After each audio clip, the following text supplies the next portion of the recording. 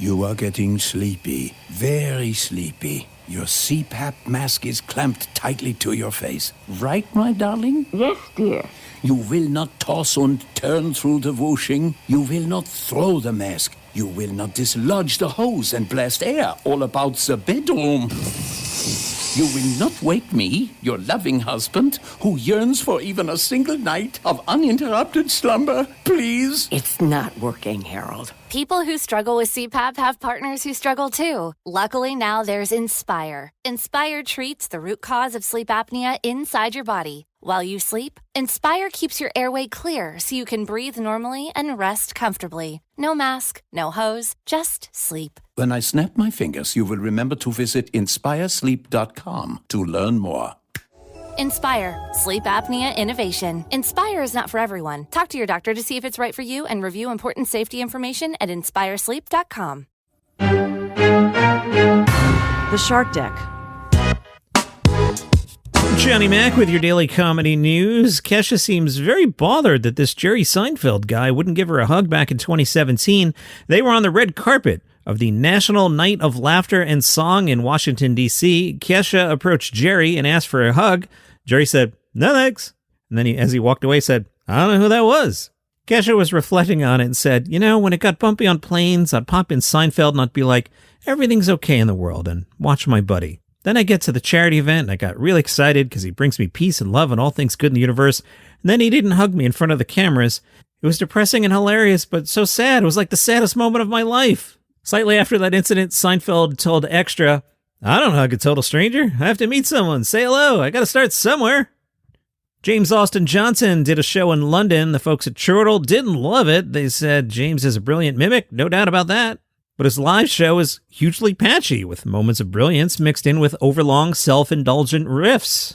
He describes his work as sexy jazz, rather than the hard-hitting punchlines of rock star comics. His subjects can be very niche, especially for a British audience. If you want 10 minutes on Willie Nelson's 1980s country supergroup The Highwaymen, you're in the right place. It's a fairly direct mockery, and a lot of people will just have to trust that his impressions of Chris Christopherson and Waylon Jennings are on point.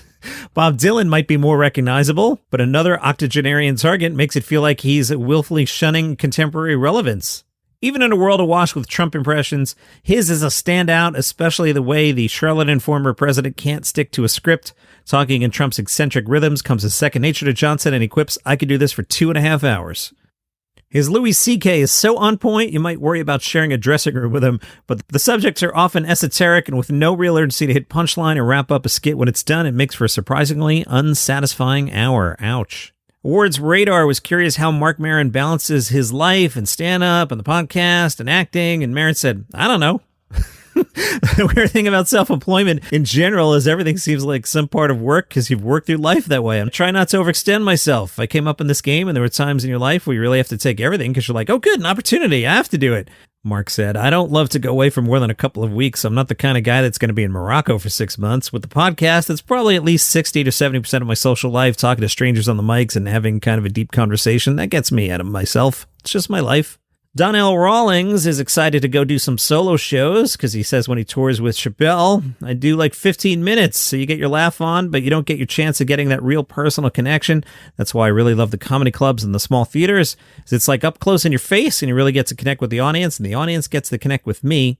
Amy Schumer opened up about why she is no longer part of the Barbie movie. She had left the project a few years ago, and the trades reported it was due to a scheduling conflict. Always a great term in the entertainment industry. Yeah, scheduling conflict. No possible way I could do it. Scheduling conflict. But Amy has now revealed the real reason. She said, "I can't wait to see the new movie. I think it looks awesome. I think we said it was scheduling conflicts, but really it was just like creative differences. But there's a new team behind it, and it looks like it's very feminist and cool, so I will be seeing this movie." The original Barbie movie would have seen Amy Schumer as Barbie kicked out of Barbie Land for not being perfect enough, only to return to save it once she's figured out that perfect is being yourself. Lyle Hall, a cantankerous real estate attorney, has lost the ability to walk after a deadly car crash. But he has also gained something, the ability to read people's thoughts. And not just the living. When a girl's voice calls to him from inside the abandoned old Vic, Lyle is given hope of regaining the use of his legs, but it quickly turns to fear. This ghostly girl says Lyle's daughter, a rookie detective, will die in 4 days. Can he save her? Find out on the first season of Ghosthampton, a comedy horror podcast.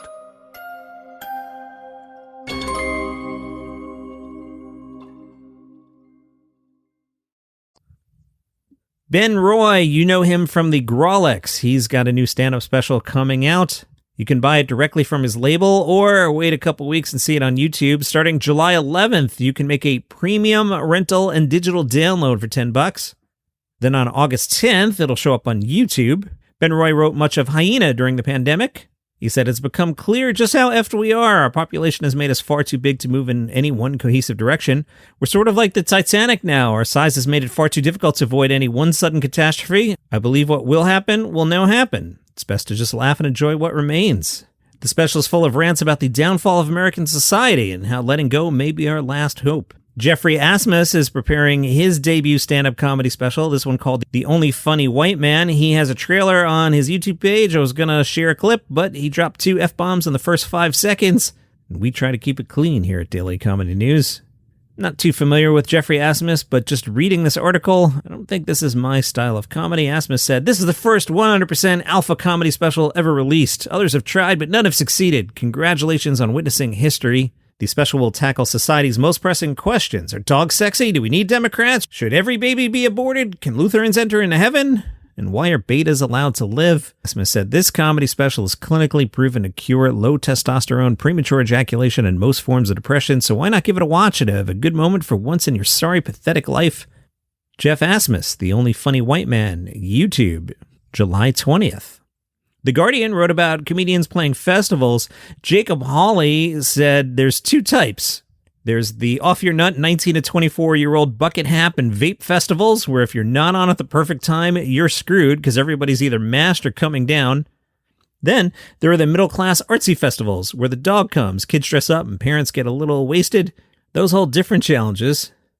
At Hawley's first festival, when many of his jokes were about partying, he was confronted with an audience of kids, so he switched to crowd work, and he said, "The problem was, I was trying to do crowd work with 9-year-olds dressed as Shrek. People aren't there to be challenged. The acts that do really well are fun, whether that's one-liners or props, as long as there's an optimism to it, it really lands. If you try anything that has a bleakness to it, no one's ready." Sophie Duker said, "It's so much easier to walk out. The constant traffic and noise are at levels that would be like a fever dream if it would happen at a normal gig. People have come to drink cider and escape their lives. You're just adding to the symphony of enjoyment." And Sophie says, "The glamour of readily available toilet paper backstage is a bonus. It's ruined me for attending festivals as a civilian." Comedian Ben Wasserman recently did a show at a funeral home. Live after death is not your typical stand-up routine. Wasserman describes it as a mix of chaotic goofs and gags, including bits in which the audience helps him juggle and perform a seance, combined with what he's called vulnerable moments, during which he calls on audience members to talk about their own experiences with death, loss, and grieving. He says he never pokes fun at how someone died unless it's some Roadrunner Wile E. Coyote kind of accident and they're already laughing at it. And although he calls on audience members during the show, he always respects someone's desire to not become part of the act. People do know they're the comedy show, and so they're open to having a little fun being poked with them. And that is your comedy news for today. Follow the show for free on Apple Podcasts, Spotify, YouTube, wherever you get your shows. See you tomorrow.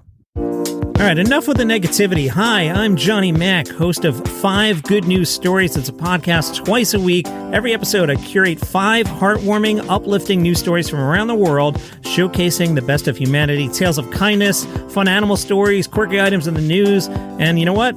More often than not, something about McDonald's. Can't explain why. I'll bring you a range of stories that will leave you feeling hopeful and optimistic. Start your day on a positive note. The number 5 Good News Stories. It'll make you smile. It'll start your day on a good note. 5 Good News Stories, wherever you get your podcasts.